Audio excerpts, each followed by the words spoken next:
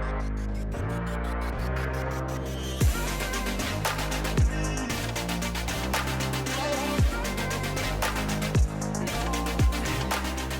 everyone, welcome to We Can Relate, our family podcast happening here.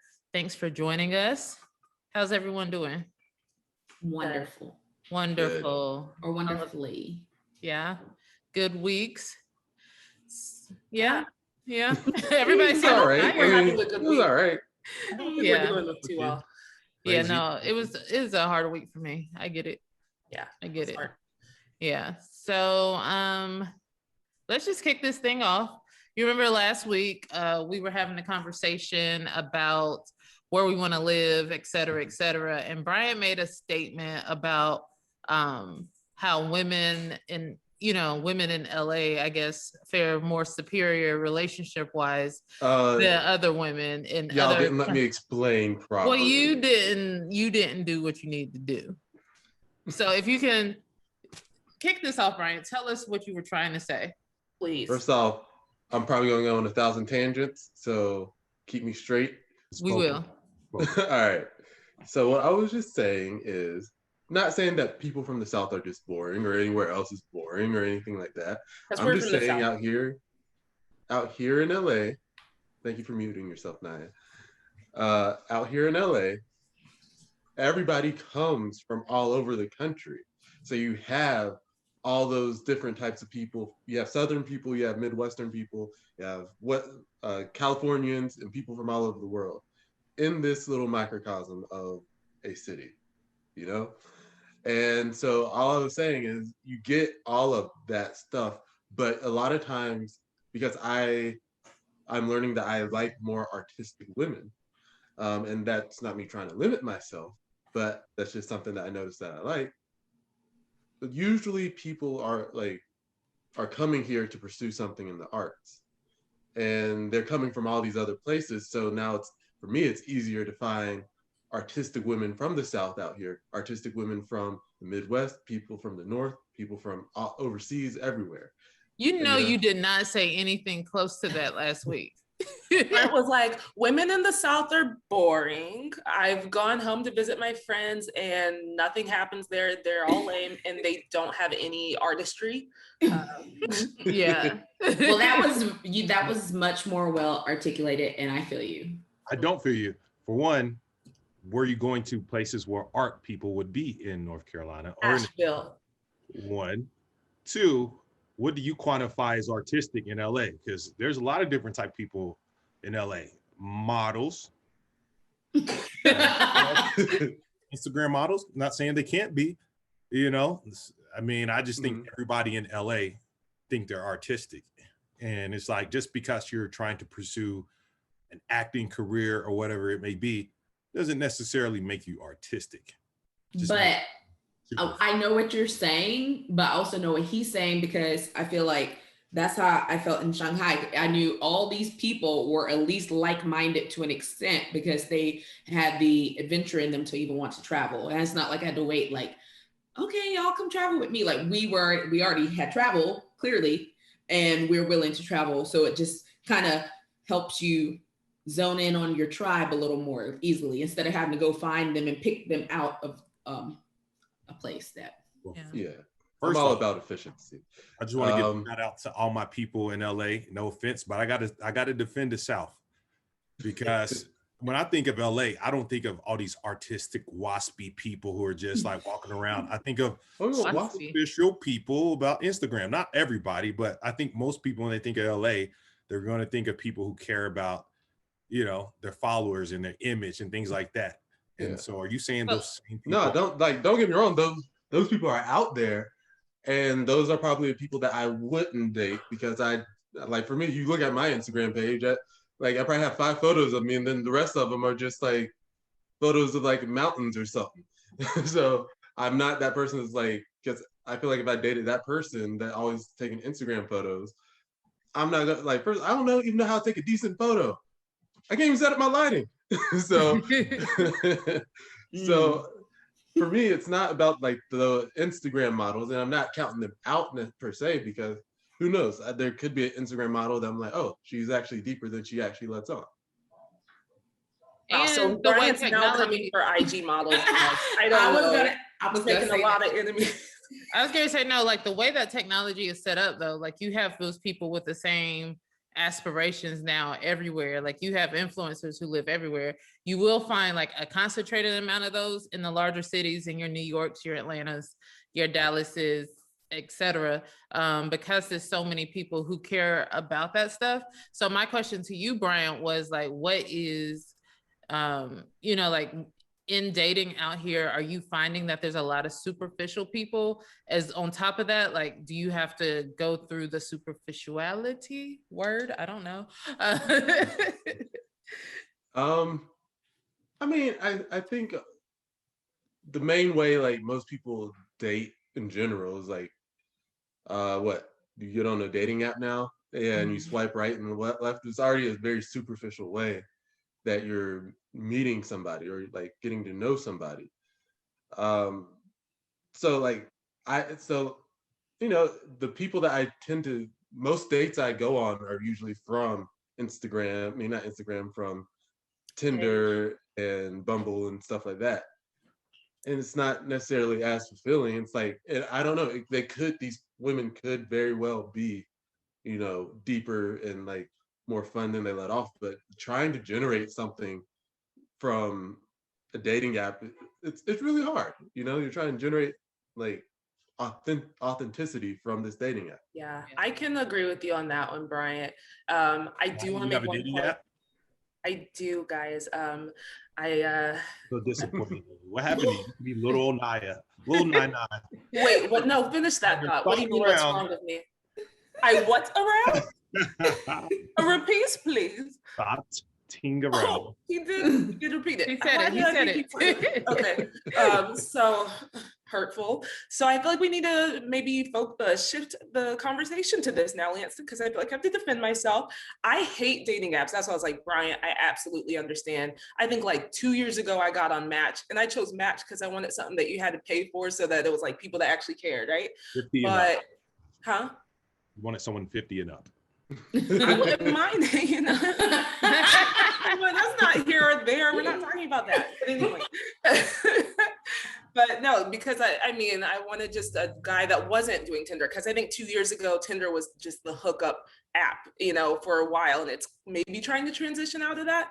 But yeah, and I didn't like the experience. I like in the idea of meeting someone in person, like at church or at my gym, but then I also struggle with social awkwardness and anxiety sometimes. So it's like that wasn't happening either. And then the pandemic happened. So I was like, oh, so there was never, any chance is zero.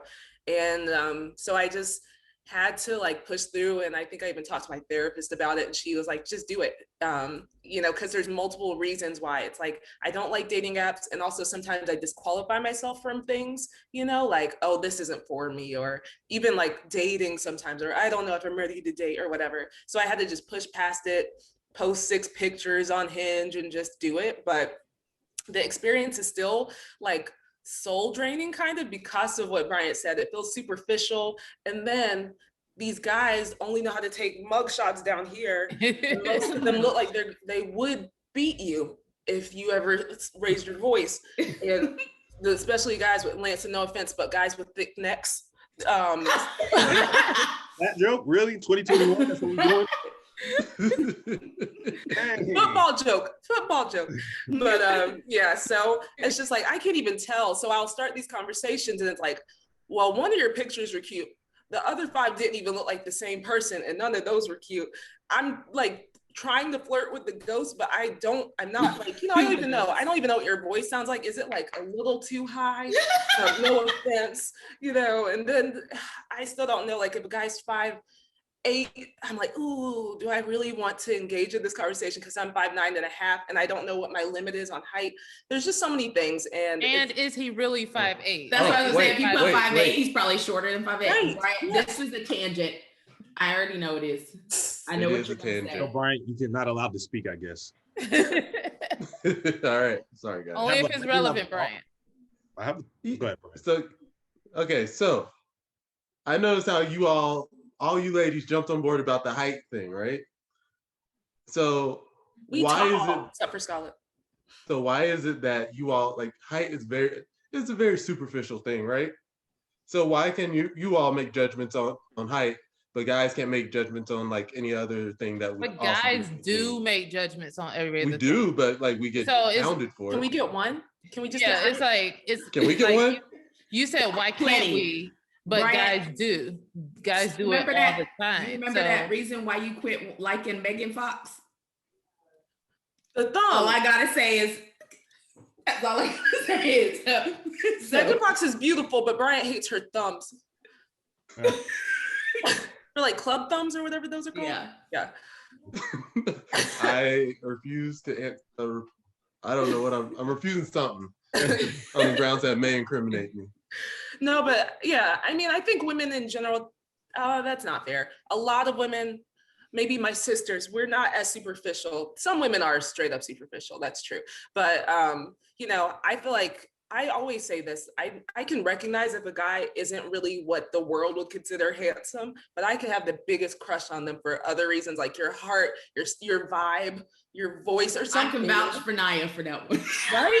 Skylar, we know you can. And Yeah, I know y'all were gonna say that. I actually don't want to be compared to that. I don't want to be a part of that. Fix that. I don't want to be a part of Scholar's history. Don't make me put your one crush out there. Do it. But I can't remember because it was two. I think it was Josh from Drake and Josh. So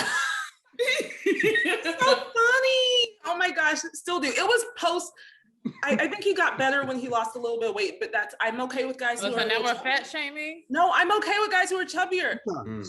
It's just that Josh 2,000. looked better when he grew up and he lost a little bit of weight. I had this discussion with Bryant recently. I really do like guys that are a little bigger. I like multitude of types, body types. Okay, I promise. But Josh just grew up and he was still just as funny. And I don't know. All I have to say is I'm so happy I don't have to deal with all that stuff. I'm married now. And I will say that like the superficialness actually works in my favor because, and Brian, you're too, because you're tall, you know, 6'2" and above, 6'3" and above in my case, you know, kind of athletic build. You just gotta Shade. My big brother's shorter than me, everybody. And our father is shorter than most of us.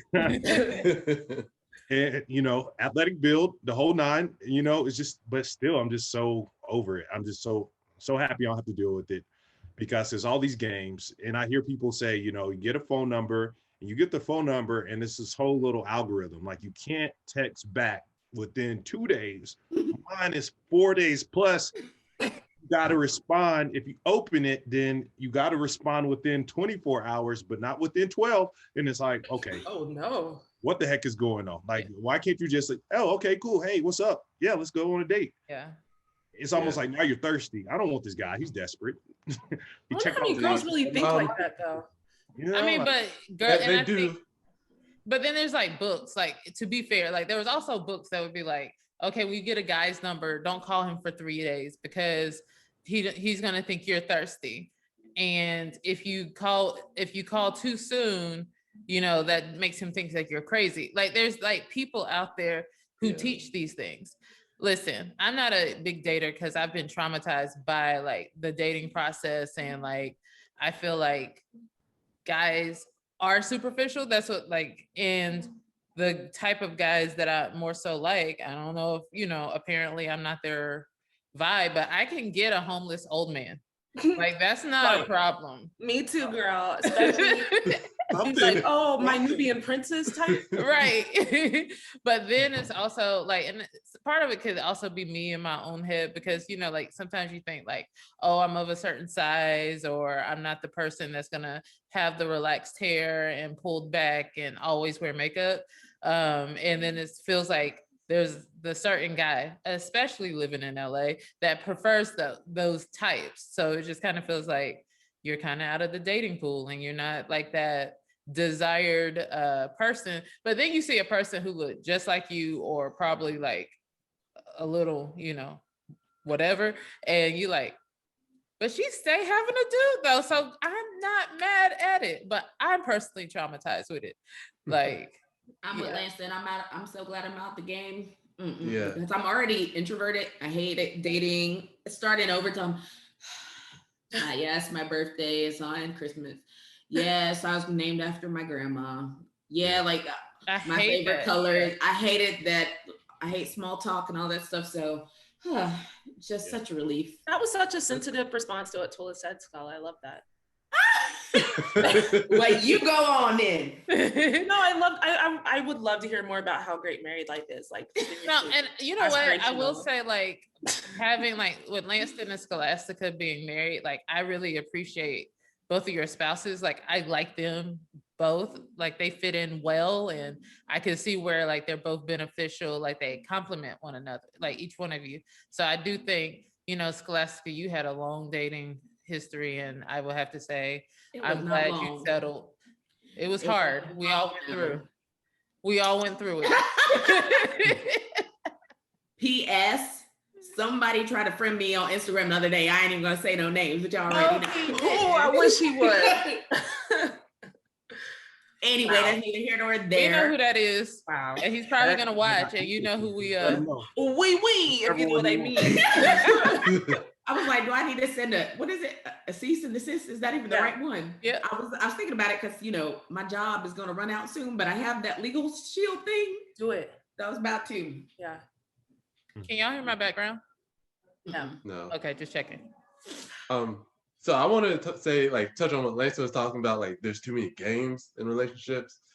I think what I just really learned was, like, you don't have to play those games, you know?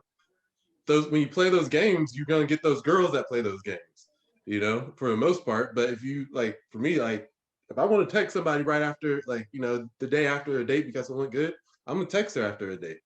And if they said what? If she responds, it weeds them out though, right? It weeds them out. It's like, okay, well, those girls are down playing, or they're still playing games. I'm not playing games. This girl that responded quickly, she's not playing games either. Okay, so now I know, like, this girl, like, I can start moving forward with this girl.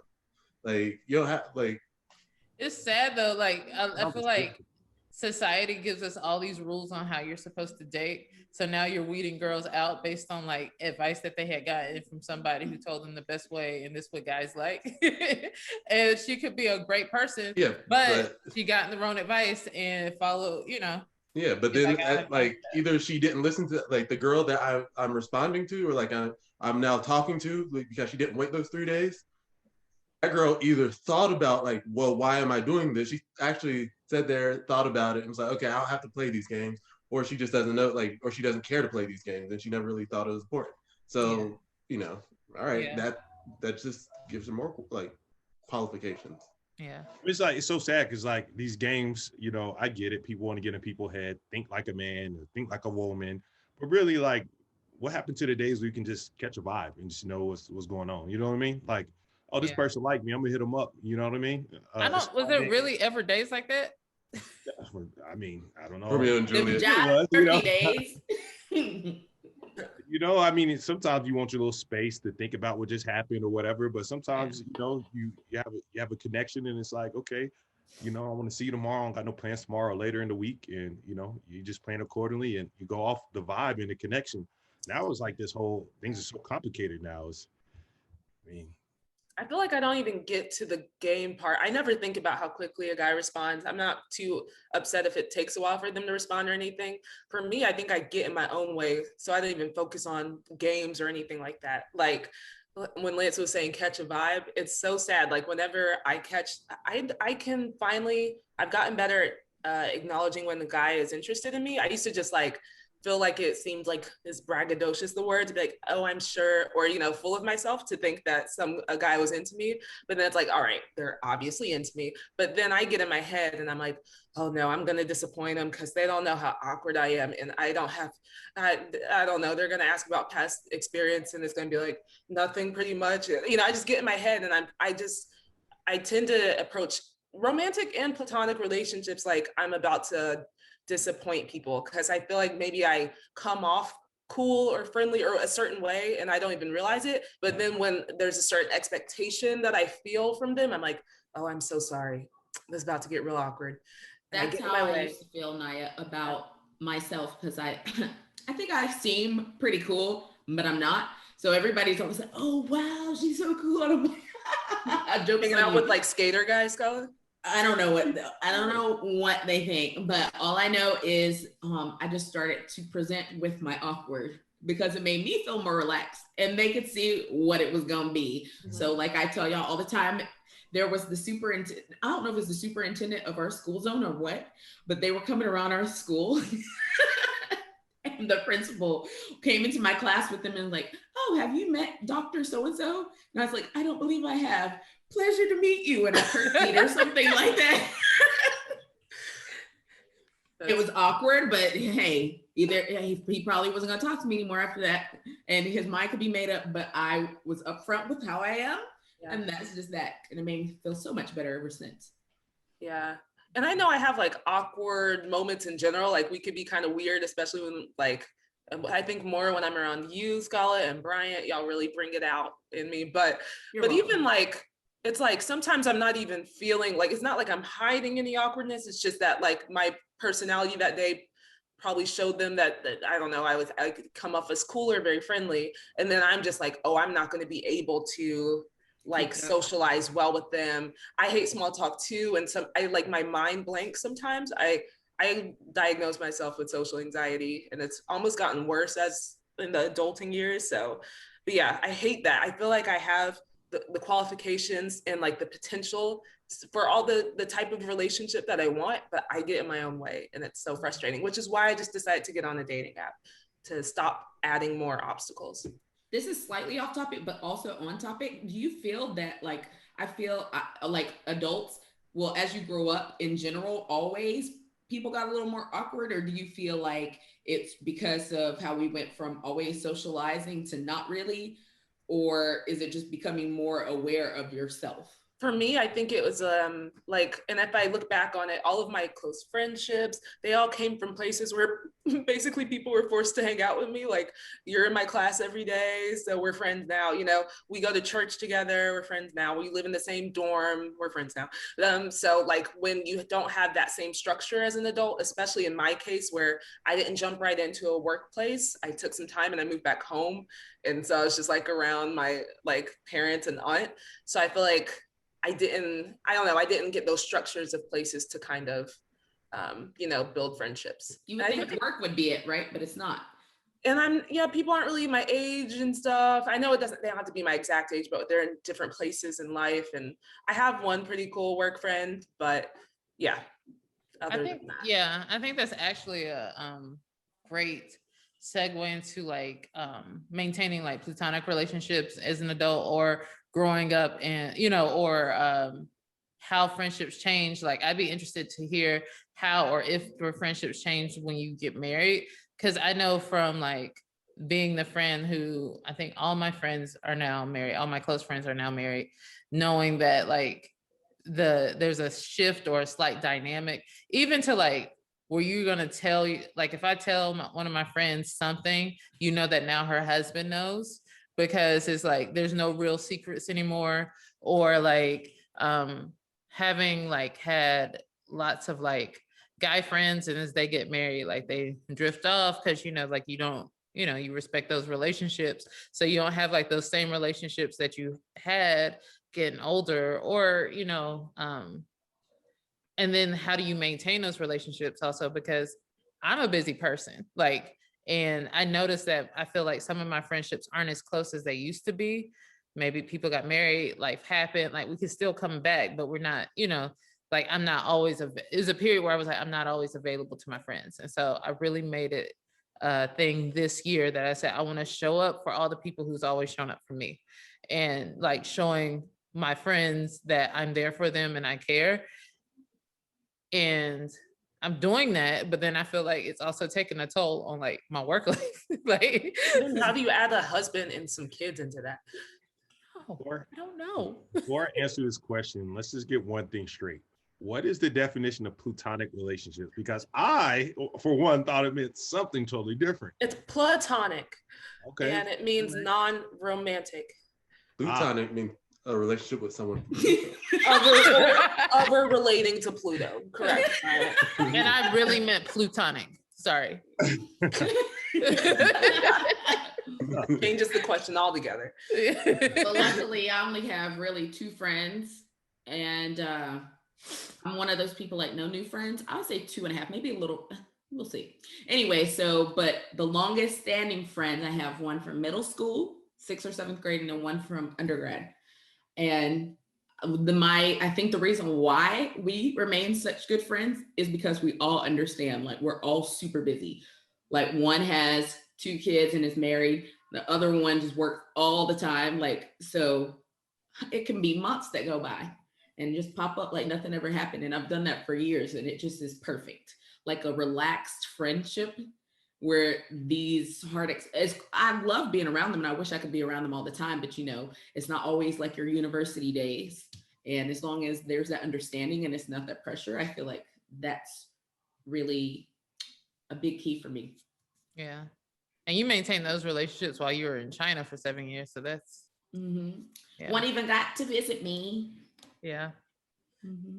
Oh, I thought platonic relationships meant no strings attached. I just wanted you guys to know that. Must mean not sex. No, it means not sexual. Okay. So okay. Now I can answer your question appropriately. Okay. So you're like, why are you maintaining that? Yeah. Crazy. How many relationships like that do you have? So yeah, it is. I guess it's not really tough for me. In some ways it is, because I played a lot of sports, and kind of similar to what you were saying, Naya, a lot of relationships I've been able to have are those from sports or college and a lot of different things, playing professional, etc. So I thought I had all these friends, but then the ones who have maintained are those core nucleus of friends. So all those friends, I've been able to maintain relationships, and you just got to be intentional about it. Yeah, I know all of us can get super busy. A lot of my friends are go-getters. I am too. Some are married, some are engaged, some are single, but we always make a conscious effort to see each other a few times a year, stay in touch in group chats, things like that. So for me, it's not that hard. But when you are married, it's not all about you anymore. It's about you and your spouse. So there are times, where I have to say, I can't spend a whole weekend with you. If you fly in to come visit, I can step out with you at night, grab dinner next day or something, go to the gym. But I have a wife to go home to and have to pour into her also. So, it is a little difficult, but I think for the most part, most people respect it. But I think the big thing is trying to be intentional. So. Yeah. I'm really bad with all relationships if they're not us and mom and dad. Like anything outside of that is really hard, because I don't know how I can get the time to do that. And because I'm so introverted, I hate that. I be trying to work on it. I really hate that about myself. I'm trying. Even like cousins and everything like that. Yeah, I feel you on that, Scala, too. It's like, in theory, I would love to have deeper relationships with more people in my life. We have a huge extended family and all of that. But yeah, it's like I have such a limited energy that I have to select who it goes to. And yeah, sometimes I feel like maybe I'm not the best at keeping up with my old friends.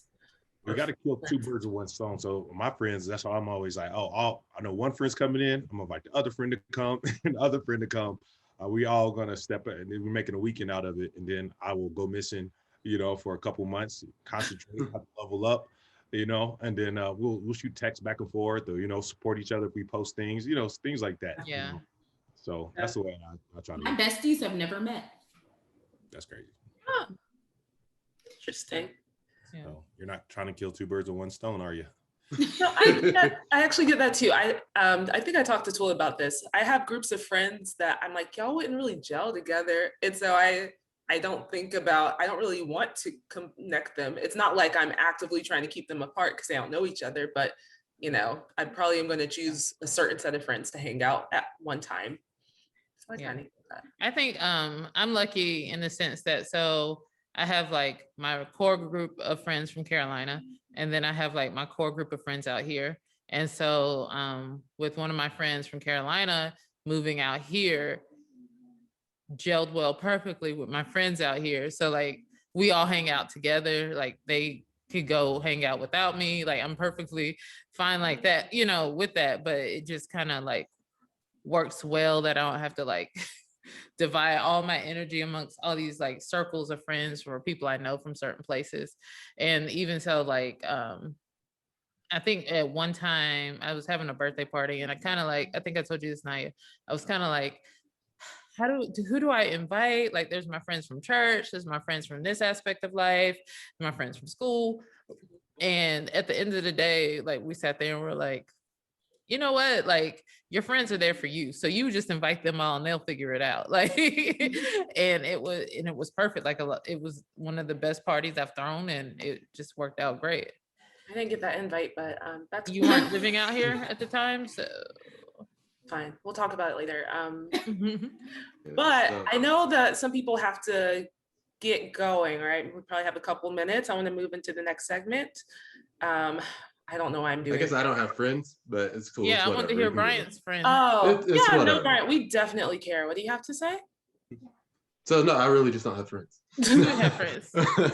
No, I think with me, I don't know. It's at first I used to like look for friends that could encompass everything, like deep conversations. Then you can also go out to bars with them, and like, or you can like do all this other stuff with them. But now I'm learning like not everybody is going to, not all your friends are going to cover all the areas that you want, like to satisfy all your needs. So you can have friends that like you go to bars with and hang out with, and then you have friends that you can just chill and relax and play video games. Then you have those friends that you that you can have deep conversations with, or you can talk about like spirituality and type of things like that. So now I'm learning to like, I don't know if it's like compartmentalize my friends. Yeah. So that's interesting that you say that, because I feel like whatever, I don't know what I look from Lanston when we talked before. Just take it, Brian. I don't know what I look for in a friend per se. It's kind of more of a vibe thing, and like if I could be totally myself, like the same way I could be with y'all, and then outside of that, I don't feel like, I know some people say you have to like grow. You look for friends that grow and da da da da. I guess I never had. I don't know what exactly. Anyway, I feel like whatever my friends were at the time, that's what I liked. And because I kind of chose them because whether they stay like that forever or not and grow, like that clicked with me. And I wouldn't expect them to change, because that's kind of the beauty of the friendship to me, that you can just be, right? So I forgot where I was going with that, but that was the kind of part how I was like choosing my friends, because I don't look for that's where we were. I don't look for those deep conversations and stuff with the friends, because I kind of feel like I get that stuff from y'all or Nana or whatever. So yeah, I don't necessarily look for it, but like, sometimes you just hang out with people and then you're like, oh man, that was a really good conversation. Yeah. And then you're like, okay, yeah, I know this person. And then like, after a couple of conversations, like, oh man, I know I can turn to this person, have a good conversation. Yeah, and I think like after a while, for me with my friends, like I know, like I have my friends that I can go and pray with, and they're gonna go and if something's going down, like they will be those prayer partners, or and can handle like that spiritual part. But then you have another person who might be great at like relationship advice or money advice or something like that. Like I have friends that like I think those levels of conversation's important, because then what we hanging around for if we're not talking about anything. And it doesn't always have to be deep, but can we feed off one another, and can we be there to support one another, because that helps with what gets going. Like even when I'm making like huge business decisions, like there's like I'll talk to one person to be like, hey, pray for me, and then another one be like, okay, this makes sense, right? Like just to be my sounding board, like help me. And then my friends are always my biggest hype people. Like they'll voice their concerns, but then they'll be like, well, you got this, you thought about it, this, what the words say, like what your gut say, like go for it, that type of thing. I guess I'm a loner. It seems like y'all have like these friends for things. I'm like, I don't think not that I need them or not. I think it just is levels of like social beings or whatever. Like I know like Lanston is really sociable, so I would imagine you probably have quite a few friends, but like I don't, it's kind of like I didn't even try it after it seemed like grad school. I mean, I never really tried, but like, you know, after grad school, it was like, puh. And I had a couple of people that were really cool in China, but I was of the mind, like, no new friends. Yeah. Right, ruined it. I never really tried to just make friends though. Just, I don't know, just kind of like, I guess after a while, Because you'd be out there, you're social and stuff. Yeah. It's like, I'm talking to you a lot. Seem to got my best interest. You got my back. We like the same things. I realize I don't even use the word term friends. Is after a while, I'm always with someone like, oh, that's your guy. Oh, all right. I'm really strict with the term friends too. Like I won't let anybody just be my friend. Yeah. I'll be like, even it could be like, oh, we hung out for like 5 years strong. Like, yeah, you're cool, but I don't know if we've been through enough for me to let. Not that you have to go through with friends, because I don't think I've ever like been through with Christy or something like that. Yeah. You know, she got your back though. I mean, that's what I look at. If I know you got my back, you got my best interest, and we click, you know, you can be my boy, my friend, or whatever. You know, it's cool. Yeah, I think most of I haven't had, with my friends, I haven't had too many adverse situations. Like I've definitely had like my best friends, we've never like just fell out or anything. Now, you know, there's some friends from college that I just had to stop talking to for a little bit for my sanity. But, you know, like, but we're cool. We're still cool. Not as cool as we were then, but still cool. And so it's just like certain things happen. I don't think you always have to have an adverse effect, or I'm not looking, you know, some people's friendships are just drama and be like, why are you hanging with this person? Mm-hmm. Like it doesn't have to be that. And that, you know, a lot of times it's like that in their relationships with their friends and relationships with their loved ones. Like it's just drama. And it's like, okay, I'm not inviting that in my circle. And if that's what you call friendship, I don't want it. We ain't gotta hang. We good. Mm-hmm. Yeah.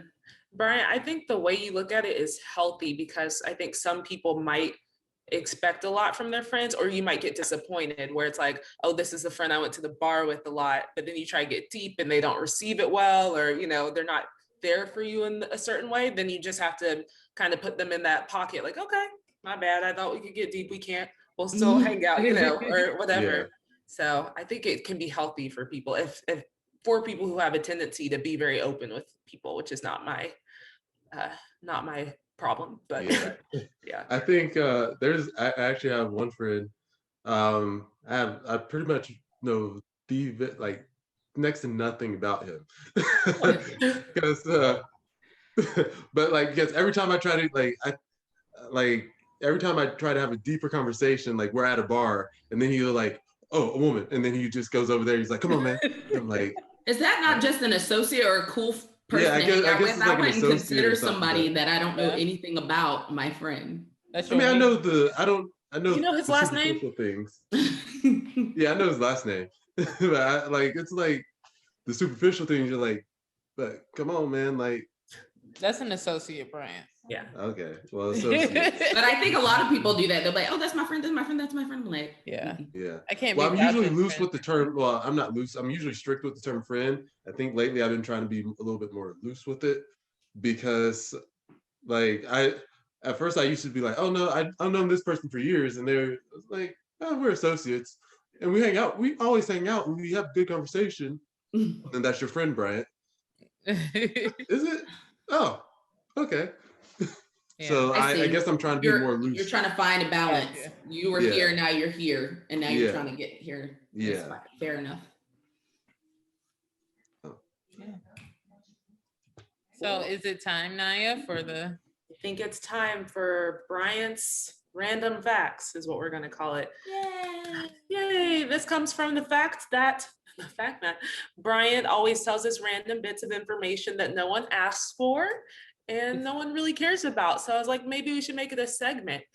So I asked Bryant to come up with a relationship fact. So it's not that random. Maybe we'll see what it is. None of us know what he's going to say. Bryant, what is your random fact of the day? Two facts. The first fact I just want to throw in there. Did you know that male foxes, when the female fox, foxes usually mate for life, but when the female fox dies, the male fox stays single for the rest of his life. Aww. I knew it was animal fact. Immediately try to find another mate. Trifling. But the woman fox, she's like, oh no, I'm not down for this. Yeah. Oh, she's cool. she's not down for a single life, and she finds another mate. Wow. Took his life insurance, everything. And P.S. Don't you feel like the plural fox should be foxen? Just whatever. Go ahead, Brian. No. That's an ox. I understand that, but going with the same trend. Go ahead, No, Brian. that's what. Okay, No, got it. no. I don't feel that way, Scala. Yeah. Brian, did you look that up or you just knew that? I think I saw it. So now we should actually have another segment like, is this true or false? You know, like fact checking. Oh, hey, don't fact check me now. But okay, this one isn't that random if y'all know me. Well, all y'all should have heard this, except for Scholastica probably didn't hear. I don't know. But so y'all know, like, you know, I was recently going through a breakup, and so I've been doing like a lot of research on like certain things, and you know, there's a lot of research out there about how people play games, and there's actually names for these things, like the way people play games. Lanston knows. He's already shaking his head. Is this attachment? Yes, the attachment theories. Okay. So it's not really random, but I think you told me first, probably. But go ahead. I don't think I told you about this. Just we'll see. Okay, so essentially, you know, like there's some people that like in a relationship they always think that other person is cheating, or like they're always like seem anxious and clingy. There's actually a study on like how people become that way and why why they're that way. And then and that style, I should say, is called anxious attachment. Then there's the other style where people like always seem to be pushing people away from them, and they avoid closeness even though they want closeness. They just don't know how to give closeness, or like open up, and so they push people away. And that's a dismissive attachment style. But then there's one that's a mix between the two, which usually happens if like you dealt with like a death, or like if that one of your parents died early on, or like there's like a lot of drug abuse in the family. And that one's like, I think it's fearful avoidant, or something like that. It's anxious avoidant something. And so that person usually will oftentimes be really clingy, but at the same time, when you get close to them, they'll push you away. And then the fourth one, which I'm glad to say that I am, guys, is the secure attachment style. It's usually that they usually feel like they are capable of giving love and they're deserving of giving love as well. Isn't that most people? Yeah. So what? Isn't that most people? It's 50% of the population. And then 25. That hog outside. All right. Yeah, so most people, like 50% of the population, are securely attached. And then they said I'll say like 24% of people have the avoidant attachment style or dismissive attachment style, and then 24% have the anxious attachment style, and then 2% have the fearful avoidant, or whatever that fourth one is, attachment style. So you're actually going to run into a lot of like all of these, especially if you're on dating apps. They said most people that are dismissive avoidant people, which are the ones that aren't really good at opening up, you're going to find them on dating apps. And so like a lot of times like it's going to be harder for those relationships to grow because they don't know how to open up, even though they really want to open up. It's just really hard for them. And Bryant diagnosed me with that one, just so this is a sore spot for me, guys. I was just thinking this was a really good fact to add at the end, Bryant. I'm really proud of you. And we did talk about it because we're talking about, since we did psychology, I think there are different names. Mm-hmm. It's like there are attachment styles as well, but I feel like the ones that you use sounded a little different, but they are the same thing. But I guess in psychology, like when you like are learning about psychology, they usually talk about attachment styles with babies and stuff like that. So like the attachment styles usually, they say most of the time it comes from how you're raised, like how your parents raised you. And so like if your parents like gave you that emotional attention and gave you like all the other needs that you needed as a baby, at least 30% of the time, like the emotional needs, then you're usually going to be securely attached. Maslow. The what? Oh, the hierarchy of needs? Yes. I mean, this one actually falls under psychoanalytics, I believe. Plato. And Plato? Socrates as No. well. No. But Erickson. Sigmund Freud. Pavlov. Yep. I mean, Sigmund Freud, he is the father of psychoanalytics. I know. I'll Armchair give you psychology. I know. But what about that Pavlov though? So He's Ring a bell. But elevation. So we're all psych majors, I think. yeah. But other things can also cause you to change your attachment style. So like you could have been in like a horrible relationship, and then that changes your attachment style altogether. Or you could just like friends or like how you were treated at school can also have changed how your attachment style was. Lanston Bryant blamed you for my dismissive attachment. I said all of us, because we were really mean to you. I wasn't. The boys were.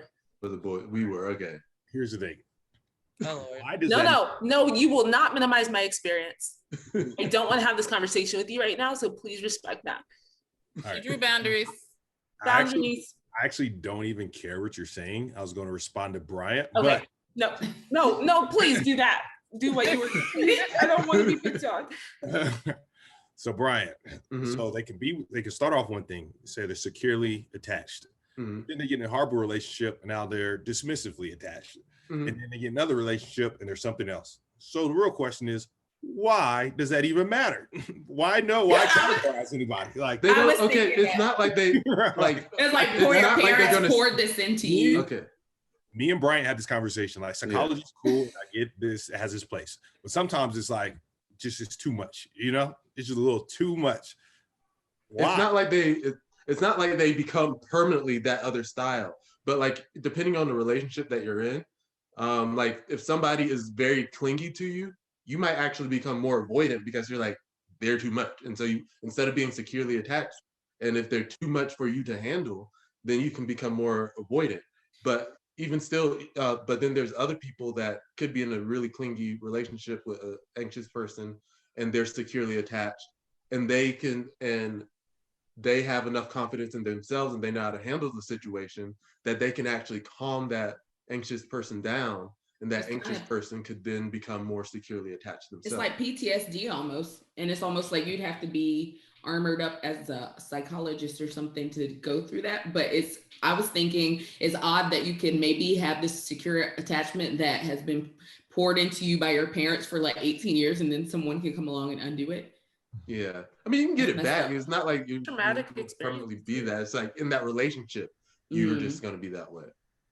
That's interesting though. Oh, the big thing is be open, ready to change, mold. I mean, like just normal relationship stuff, right? Yeah. Yes. So why does like, it matter? That's the thing. That's the question.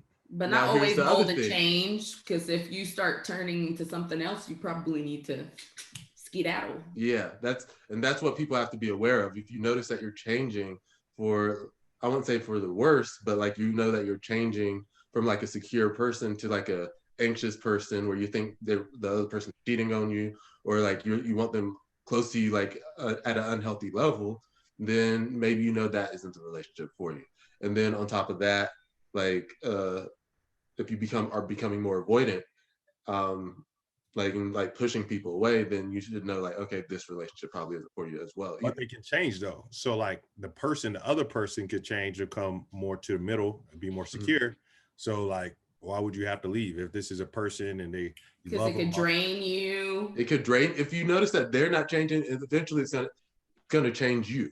If you know that if you see that they're not growing, and then somebody's going to have to change, and it might end up being you. Yeah, if you're doing all the pouring and then this other person's growing, but you're shrinking. It's like that example that they say, like if you're standing up on a chair, it's easier to be pulled down than to pull someone up. So it's like, it's just vibes. It's draining your energy, bro. If you're securely attached, then you're right, and everybody else is wrong. No. Like there's a spectrum though. Like, you better change because I know I'm sound. But there's a spectrum. spectrum. Like imagine somebody is avoidant, but it's more closer to the side where they just need a little bit of support. That's one thing. But one where it's like really toxic, or it's like I used to have the energy to put that stuff to those people. That's why y'all were picking on me earlier. I used to have the energy for that. But at some point, it changes, and you're just like, I can't wish or hope or pull more from a person than they're willing to give. It's taking something from me. So what did you say? I feel like you said a snarky comment and I didn't hear it, and I want to. I just said we were giving you a hard time based on the quality of the people, not based on that. But a lot of the time it was kind of because of that though too. Maybe y'all just didn't. Anyway. Quality all the time. Well, that was quite the informative fun fact that you already told us and diagnosed me with. But thanks, Bryant. Can I just say y'all went deep with that random fact? Like y'all, it became like Oprah, Iyanla. That's good. Y'all nerded out on that. Good job. My eyes started glazing. I ain't gonna lie. It was beautiful. Good job. I like that segment. Good. Yeah. We'll keep that then. We'll allow you to speak sometimes, Brian. Thank y'all. I appreciate it. Well, before we wrap up, I just want to see like what's everybody working on? Like what's this week? Y'all got anything special coming up? Like what's happening? Anybody? Man, it's a whole bunch of work. Plus, I got the Pull Up podcast dropping. Okay, pull up. You know, I can't wait for the people to see it. Yep, lifting each other up, trying to lift up the community just by having real conversations and with real people and trying to just be authentic and real. And hopefully it helps somebody. So go ahead and check that out. Yeah. And let me just say with like the clips that I've seen, like I definitely like am tuning in because I feel like I learned so much. Like I say, I'll be learning from my siblings. So I can't wait to check that out and make sure everybody, where can they see that at? They can check it out. The Pull Up podcast is on Instagram. We got a website. YouTube will probably be out by the time that you drop this. So those few places you can check that out. Dope. That's what's up. Yeah. Twila, what are you up to? Oh, what am I not up to, darling? Like really? I'm still working on the production. That's going to be wrapped soon. I have another podcast, Random Ass Conversations with Twila and Dion, that drops every Thursday on the Lacktoast YouTube. We're also, and we just got lots of shows there. So make sure people like and subscribe and you can see more of that. Still got our studio going strong. You know, so if anybody's in LA, huh? You in the studio now? Yes, I'm in our loft location, which is a couple of blocks from our other studio. But as you can see, we got the exposed brick. We got some of the video equipment out. This is available for rental. Our first location is also available for rental. If you're into photography, videography, check it out. And soon enough, guys, we're going to start fundraising for our pilot called Mixtapes, and that's going to be fun. I'll be dropping more information there. So your girl is a bit busy, just a bit. Busy enough for all the rest of us. Right. Quite as busy. I'm busy supporting her. You know, we live together, so that's my job. And I thank Naya so much. You're welcome. Yeah. I don't know. I guess I don't really have anything going right now, but I'm still just trying to get into the swing of things it's still pandemic, but you know, I'm vaccinated and back in LA, trying to get back to my routine of life. You and your acting classes, so back on that grind. Yeah, signing up for the gym again, you know, but surely. Yeah. Adding more and more things. Yeah. It's crazy that those are such big steps after this whole crazy year, right? Yeah. Well, it's like you've been away, like at least for me, like I know other people have been living their life, but I was at home in North Carolina away from all my friends, like 3 hours away from like the closest friends. And like all I had was like Scholastica, you know, and mom and dad. They're great and all. But it's like, you know, I didn't want to, I really limited the amount of like how often I actually went out because I wanted to make sure that I didn't get coronavirus and pass it on to our family, especially if like our parents, I would have felt really guilty. Oops. That's what I did anyway. That's for another episode. But that wasn't my fault. They made me go back to work. Yeah. But so I like pretty much stayed inside all day and worked via Zoom, and then got off Zoom, and then all I could do is watch TV. And I try to be productive for other stuff, but you know, after a whole day, it's just like of on being on Zoom, it's like you don't want to do anything else. So now everything's like getting back to normal. It's like, okay, how did I used to do things? Like Yeah. let me get back into the swing of things slowly but surely, so I don't overwhelm myself. That literally could be a whole other episode, because I think I discussed this with Brian. I asked him yesterday, like, are you ready to go back to movie theaters? Because I want to see In the Heights. And Brian was like, yeah, I'm vaccinated. And I was like, I need a drive-through because I want to see A Quiet Place too. I'm not ready yet. I think I'm going to have to go to like some sort of support group about, you know, people who aren't over the pandemic. We were saying that about pools. I was like, I don't think after even 10 years from now, I want to go back to a pool. Yeah, I don't want to get on a bus ever again, but that's for other reasons too, but mainly for the pandemic. But yeah, maybe we'll talk about that. Yeah, for sure. Well, guys, as always, I love talking to you all. I enjoyed this conversation. Look at y'all's beautiful faces, my little babies. So much chocolate and melanin and Bryant as well. Right, Right.